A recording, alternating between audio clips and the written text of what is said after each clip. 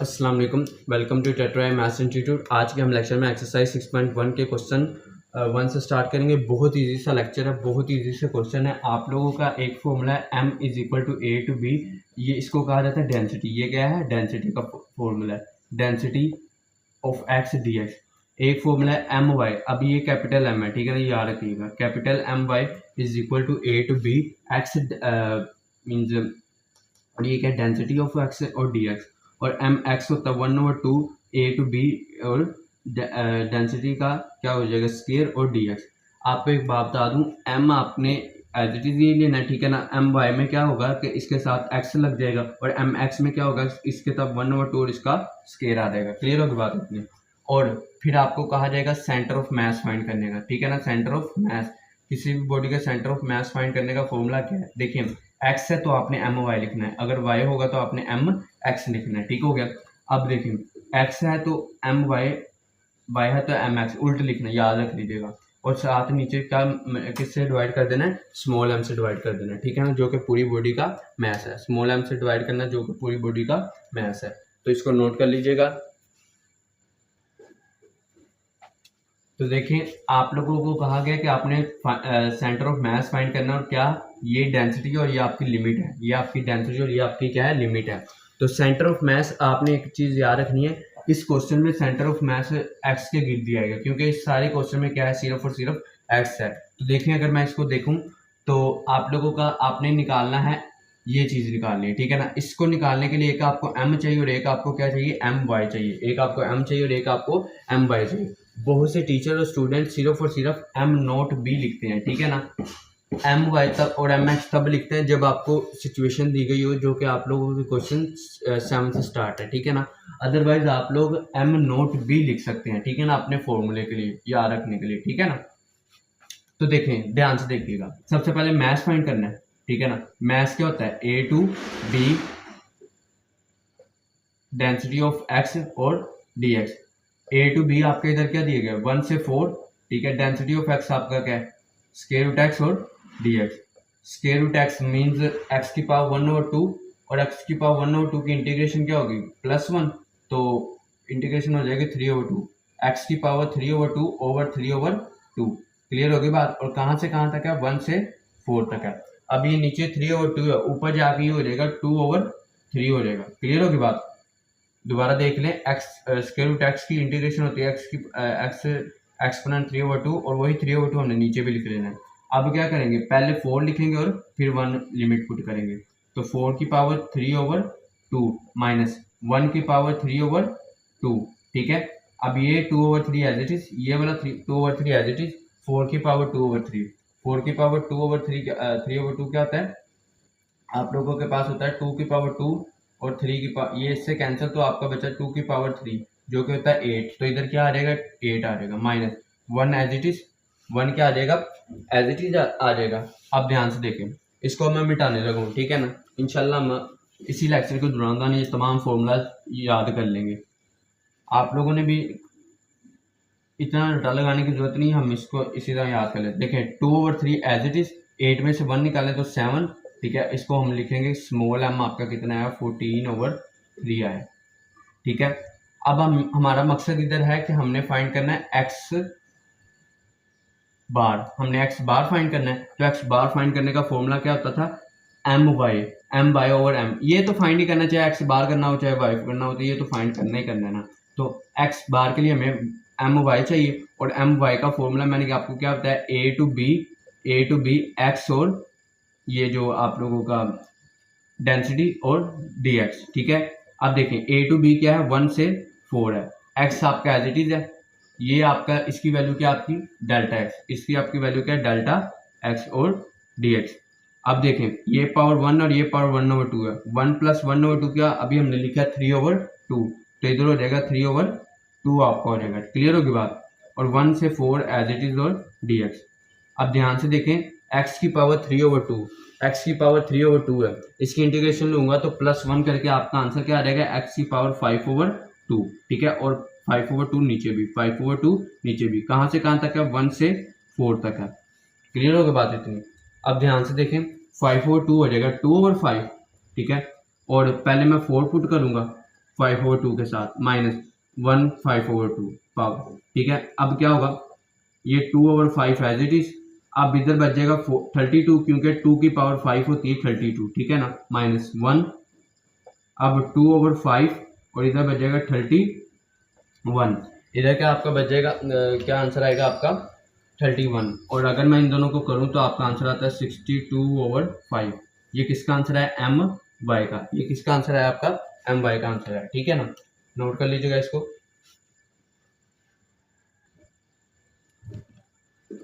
अब मैंने इधर सेंटर ऑफ मैक्स फाइंड करना था। इधर सेंटर ऑफ मैक्स एक्स बार पर है, जिसका फॉर्मूला है एम वाई ओवर एम, ठीक है ना। एम वाई इधर कितना है आपका 62/5, ठीक है। उसके बाद ये आपका एम कितना आया था 14/3, 14/3। तो देखिए अब हम इसको सोल्व करते हैं। तो अगर इसको मैं सोल्व करूं तो ये ऊपर चला जाएगा, ठीक है ना, 62 × 3, ठीक है ना, और ये इस तरह आ जाएगा 14 × 5। अगर मैं देखूं तो ये 2 पर जा रहा है, ये 7 और ये 31, ठीक है ना। तो नीचे हो जाएगा 7 5 35, ठीक है, और ये हो जाएगा 3 1 3 और 93। ये आपके एक्स बार आ गया, सेंटर ऑफ मैस आ गया एक्स के गिर्द, ठीक है ना। सेंटर ऑफ मैस किसके गिर्द है, एक्स के गिर्द। अब उसी तरह अब ये वाला क्वेश्चन भी सोल्व करें।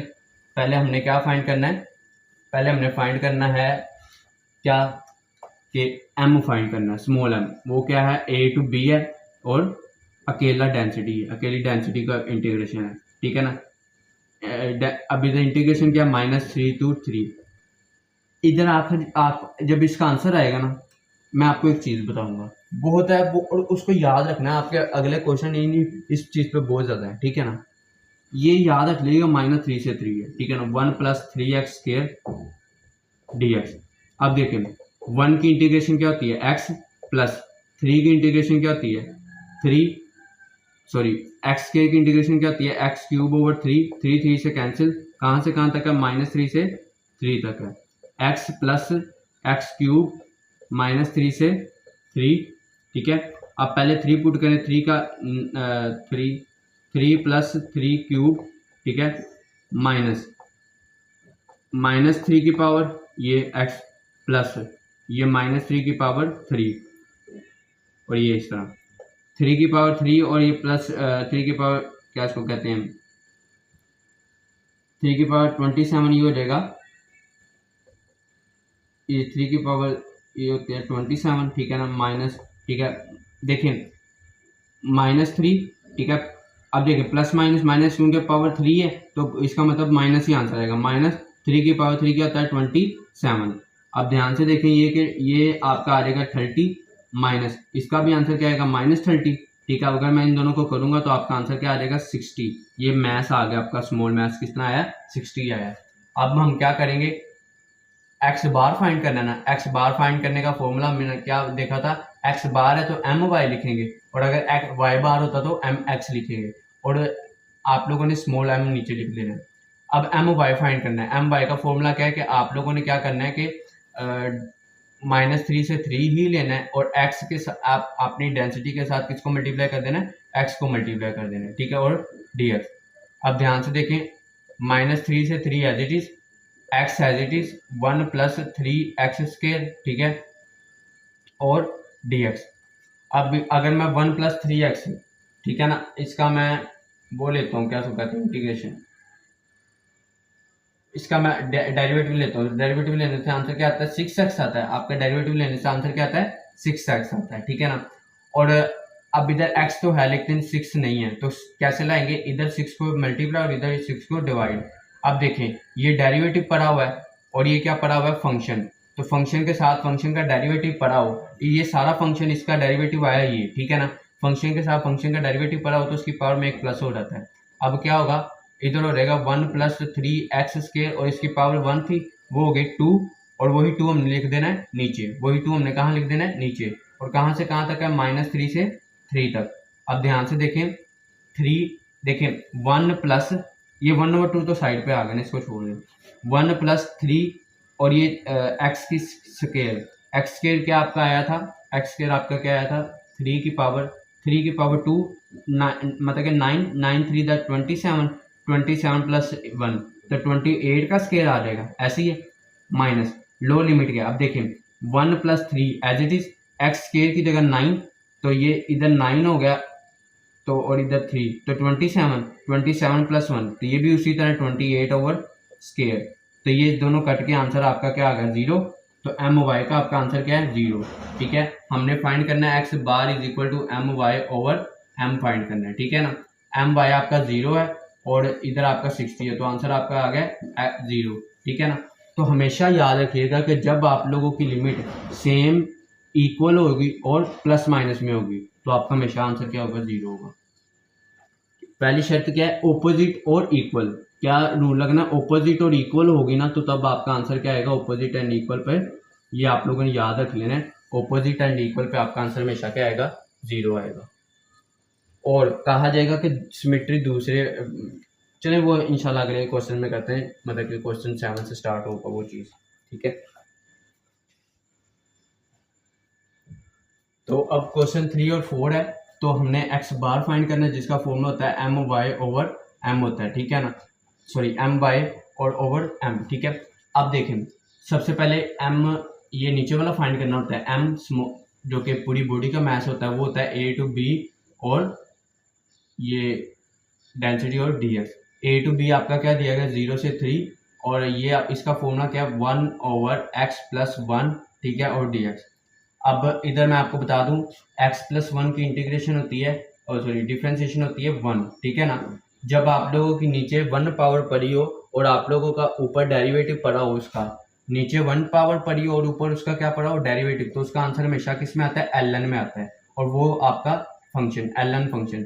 तो इसका आसान तरीका क्या, आपने देखना है कि नीचे फंक्शन पड़ा हुआ, इस फंक्शन का डेरिवेटिव 1 है, इस पर ऊपर 1 पड़ा हो, तो आप लोगों का इजीली हल हो जाएगा। लेकिन इसके लिए शर्त ही है कि ये पावर भी क्या होनी चाहिए 1, तब ln आता है, ठीक है ना। और कहाँ से कहाँ तक का लिमिट है 0 से 3 तक, तो देखें ln 3 + 1 तो 4, ln 4 माइनस, और इधर आ जाएगा 0 पुट करेंगे तो ln 1 आएगा, ठीक है ना। ln 1 0 होता है, इसको लिखने की जरूरत नहीं है, तो इधर आपका आंसर क्या रहेगा ln 4। ये किसका आंसर है, स्मॉल m का। अब हमने फाइंड करना है MY, जो कि है एज इट इज यही, लेकिन x का इजाफा हो जाएगा डेंसिटी के साथ, ठीक है ना। A to B मीन 0 से 3, ठीक है, और इधर आ जाएगा x, इसका 1x+1, ठीक है, और dx। अब मुझे पता लग रहा है ये है कि आप लोगों का इधर ये चीज़ इम्प्रॉपर फ्रैक्शन है, इधर भी पावर 1 है इधर भी पावर, जब सेम पावर होती है तो क्या होता है इम्प्रॉपर फ्रैक्शन होता है। इसको हल करने का तरीका क्या है, ये होगा x+1, अगर मैं इधर +1 कर दूं और इधर भी -1 कर दूं, तो आपका क्या आंसर आ जाएगा x+1/x+1 माइनस 1/x+1, ये इससे कैंसिल, तो क्या आपका आंसर आएगा 1 - 1x+1। ये किसकी जगह आ जाएगा, अब इसकी जगह आ जाएगा, ठीक है ना, क्योंकि इम्प्रॉपर फ्रैक्शन थी, उसको प्रॉपर में लाने का तरीका आपको ये, ठीक है, dx। अब देखें 1 की इंटीग्रेशन क्या होती है, आपको x होती है माइनस, इसकी इंटीग्रेशन अभी मैंने बताई है, ये वाली कहाँ थी, ये ln x+1, और कहाँ से कहाँ तक है 0 से 3 तक। अब देखें ध्यान से 3 माइनस, ठीक है, इसका आंसर क्या था ln 4, 3 minus ln 4 minus low limit क्या आपकी ये 0 माइनस ये भी क्या हो जाएगा ln 1, तो सारे का सारा क्या हो जाएगा 0, तो आपका इतना ही आंसर है। ये आंसर आ गया किसका, MY का आ गया, ठीक है ना। आपने क्या फाइंड करना था, x बार फाइंड करना था, जिसका फॉर्मूला था MY/m। MY आपका क्या 3 माइनस ln 4, ठीक है, और m आपका क्या था ln 4 था। अब इसके इतना भी ठीक है, नहीं तो आप लोग इसको अलग अलग कर सकते हैं, ln 4 minus ln 4 over ln 4, जिससे ये कट के आपका आंसर ये रह जाएगा, इतना भी ठीक है और ये भी ठीक है, x बार भी आप लोगों का ये आंसर आपका आ गया, ठीक है।